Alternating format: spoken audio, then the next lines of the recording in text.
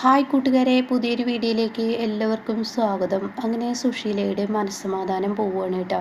കാരണം സുധനും കൂടി ഭീഷണിയാവാണ്. എല്ലാം വന്ന് ഇപ്പോൾ തലയിൽ വീഴാണ്. ഹർഷ പോയതിനോടുകൂടി തനിക്കിപ്പോൾ ഒരു പ്ലാനുകളും വർക്കാവുന്നില്ല എന്ന് സുശീല മനസ്സിലാക്കുകയാണ് കേട്ടോ. അപ്പോൾ സുധനാണെങ്കിലും സുശീലയോട് പറയാണ്, തെറ്റാർക്കും പറ്റില്ല സുശീല, അങ്ങനെ ഒരു തെറ്റ് നിനക്കും പറ്റി. എന്നാൽ ഞാൻ ഈ തെളിവ് ആരുടെയും മുന്നിൽ നികത്തില്ല. അപ്പോൾ എൻ്റെ മോൾ ഇങ്ങോട്ടേക്ക് വന്നോട്ടെ എന്ന് ചോദിക്കുമ്പോൾ സുശീല അതിനെന്താ വന്നോട്ടെ എന്നുള്ള തീരുമാനമായി കേട്ടോ. അങ്ങനെ സുധന് സത്യനോട് നീ പറയുമോ അതോ എൻ്റെ മോളെ ഞാൻ കൂടുന്നാക്കി തരണോ എന്ന് ചോദിക്കുമ്പോൾ അത് വേണ്ട, സത്യനോട് നീ പറഞ്ഞാൽ മതി എന്നുള്ള സത്യം പറയാൻ കേട്ടോ. സത്യനോട് ഞാൻ പറഞ്ഞോളാം എന്നുള്ള സത്യം പറയാൻ കേട്ടോ. അങ്ങനെ സുധന് എന്നാൽ സുശീല ഞാൻ ഇറങ്ങിയിട്ടെ, അല്ല ചായ എന്തെങ്കിലും വേണോ? അതൊന്നും വേണ്ട എന്ന് സുശീലയോട് പറഞ്ഞിട്ട് അങ്ങ് പോകുമ്പോൾ സുധൻ, സുശീലേ നിൻ്റെ അടുത്താണോ എൻ്റെ കളി?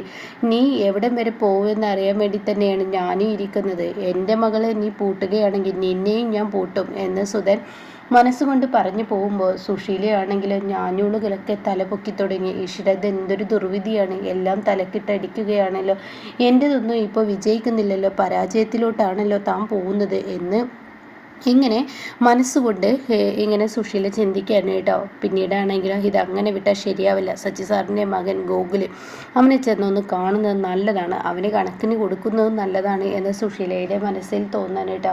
ഈ സമയം സുശീല നേരെ പോകുന്നത് സച്ചിയുടെ വീട്ടിലോട്ടാണ്. സച്ചിയുടെ വീട്ടിൽ ചെന്ന് ബെല്ലടിക്കുകയാണ്. കഥക തുറക്കുന്ന സാവിത്രി കാണുന്നത് സുശീലയാണ്. അത് കാണുമ്പോൾ അത്രങ്ങ് വല്ലാതെ സൂഹിക്കില്ല കേട്ടോ. എന്താ നിങ്ങൾ വന്ന്, നിങ്ങളുടെ മകൻ ഗോകുലില്ലേ? അപ്പോഴേക്കും സച്ചി അങ്ങോട്ടേക്ക് വരികയാണ് കേട്ടോ. എന്താ സുശീല, എന്താ വീണ്ടും നീ പ്രശ്നമുണ്ടാക്കാൻ ഇങ്ങോട്ടേക്ക് വന്നിരിക്കുന്നത്? അതെ, നിങ്ങളുടെ മകൻ കാരണം ഞാൻ ഒരുപാട് പ്രശ്നങ്ങളിൽ ചെന്നപ്പെട്ടിട്ടുണ്ട്. ആ മഞ്ചാടി ഉണ്ടല്ലോ, ആ മഞ്ചാടി പോലീസിൽ പരാതി കൊടുത്തിരിക്കുന്നു. അതുകൊണ്ട് തന്നെ ആ മഞ്ചാടിയെ കൊണ്ട് തോറ്റുപോയി. ഇനി നിങ്ങളുടെ മകൻ പറഞ്ഞിട്ടാണ് ഞാൻ ഇതൊക്കെ ചെയ്തത്. നിങ്ങളുടെ മകൻ എവിടെയെന്ന് ചോദിക്കേണ്ട. അത് കേട്ടോടെ തന്നെ എൻ്റെ മകൻ എവിടെയെന്നോ അവിടെ ഇരിക്കട്ടെ, എന്തിനാ സുശീലെ നീ ഇപ്പോൾ അവനെ തിരക്കുന്നത്? ഞാൻ പറഞ്ഞല്ലോ മഞ്ചാടിയുടെ കേസ് അത് നാളെയാണ്, നാളെ 11 മണിക്ക് അവിടെ എത്തണമെന്നാണ് പറഞ്ഞിരിക്കുന്നത്. അപ്പോൾ ആ സമയം നീ എന്ത് ചെയ്യണം സുശീലെ?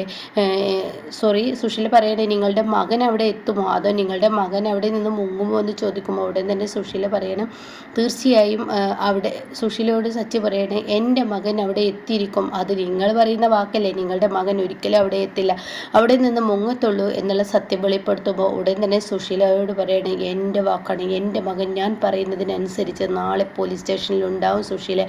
അങ്ങനെ അത് നിങ്ങൾ പറയുന്നതല്ലേ എന്ന് പറഞ്ഞ് സുശീല വീണ്ടും തട്ടിക്കയറുമ്പോൾ സാവിത്രി പറയുന്നത്, ഇവരോട് എന്തിനാ സംസാരിക്കാൻ നിൽക്കുന്നത്? ഇവരെ പോലുള്ളവരൊക്കെ കണ്ട് പേടിക്കേണ്ട ആവശ്യമില്ല സച്ചേട്ടാ, നമ്മളെ പോലീസ് സ്റ്റേഷനിലോട്ട് ചെല്ലാൻ പറഞ്ഞിട്ടുണ്ടെങ്കിൽ നമുക്കങ്ങ് പോവാം, അതുകൊണ്ട് ഇവരെ പേടിക്കേണ്ട എന്ന് പറഞ്ഞ് സച്ചിയുടെ ഭാര്യ സാവിത്രി കഥക് കൊട്ടിയെടുക്കണം കേട്ടോ. അതോടുകൂടി അവിടെയുള്ള വഴി തനിക്ക് നഷ്ടപ്പെടുന്ന സുശീലയാണെങ്കിൽ ചെല്ലുന്നിടത്തൊക്കെ യുദ്ധമുണ്ടാക്കി തനിക്ക് വിജയമുണ്ടല്ലോ, ആ ഒരു പരാജയം കിട്ടുമ്പോൾ സുശീലക്ക് താങ്ങാൻ കഴിയുന്നില്ല. അങ്ങനെ സുശീല ഇതിപ്പോൾ എന്താ എൻ്റെ കഷ്ടകാലം തുടങ്ങിയെന്ന് തോന്നുന്നത്, വരുന്നിടത്തുനിന്നെല്ലാം എന്നെ ആട്ടി ഓടിക്കുന്നു എന്ന് സുശീല മനസ്സുകൊണ്ട് ചിന്തിക്കുന്നു കേട്ടോ. എന്നാൽ ഈ സമയം അവിടെ നിന്നും പിന്നീട് ഗോകുലിനെയാണ് കാണിക്കുന്നത്. ഗോകുല് മാഷ് പറഞ്ഞതുപോലെ തന്നെ ഗോകുലിൻ്റെ വൈരാഗ്യം ജീവരാജിനോട് തീർക്കാണ്. കാരണം തന്നെ അവൾ കല്യാണം കഴിക്കുക എന്നൊക്കെ പറഞ്ഞു നിന്ന അവൾ പെട്ടെന്ന് ഒരു നിമിഷം തനിക്ക് എല്ലാവർക്കും മുന്നിൽ അങ്ങ് പേരുദോഷം ഉണ്ടാക്കിയിട്ടും അവൾക്ക് വേണ്ടി പ്രാണം പണയം വെച്ചിട്ടാണെങ്കിലും അവളുടെ ജീവിതം എന്ന് ജീവരാജിൻ്റെ മുന്നിൽ നിന്നും ഇങ്ങനെ താൻ രക്ഷപ്പെടുത്തി കൊടുത്തിട്ടും യാതൊരു സ്വഭാവമില്ലാത്ത മഞ്ചാടി അങ്ങനെ ജീവരാജിൻ്റെ കൂടെ ഒരിക്കലും ജീവിക്കരുത്. മാഷി പറയുന്നത് പോലെ ഇവൻ നാട് വിട്ടാൽ ഇവൻ തിരികെ നല്ലൊരു നിലയിൽ എത്തിക്കഴിഞ്ഞാൽ തിരികെ ഇങ്ങോട്ടേക്ക് എത്തും എന്നുള്ളത് ഉറപ്പാണ്. അത് ഗോകുൽ ഇങ്ങനെ മനസ്സിലാക്കണം കേട്ടോ. അങ്ങനെ ഗോകുൽ പിന്നീട് നേരെ ജീവരാജിൻ്റെ അരികിലോട്ട് ചെല്ലാണ്. എടാ ജീവ, നിന്നെ നാട് കടത്താൻ തന്നെയാണ് ഞാൻ തീരുമാനിച്ചിരിക്കുന്നത്. മാഷ് പറഞ്ഞതുപോലെ തന്നെ ഞാൻ നിന്നെ നാട് കടത്തുകയാണ്. പക്ഷെ മാഷിൻ്റെ ചില വാക്കുകൾ നീ തിരുത്തണം. ഒരു കാലം നീ ഈ നാട്ടിലോട്ട് വരരുത്.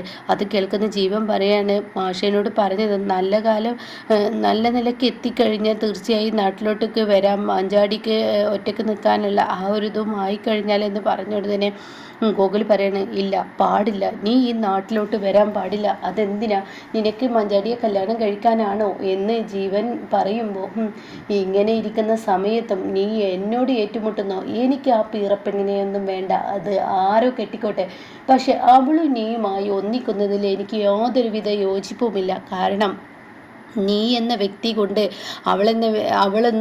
അവളെന്നതുകൊണ്ടും ഞാൻ ഒരുപാട് ദുരിതങ്ങൾ അനുഭവിച്ചു. അതുകൊണ്ട് തന്നെ എനിക്കുണ്ടായ ചീത്തപ്പേര് ഒരിക്കലും മാറാൻ കഴിയില്ല, മാറ്റാനും കഴിയില്ല. അതുകൊണ്ട് തന്നെ നീയും അവളും ഒരു ജീവിതത്തിനോട് എനിക്ക് യോജിപ്പില്ല.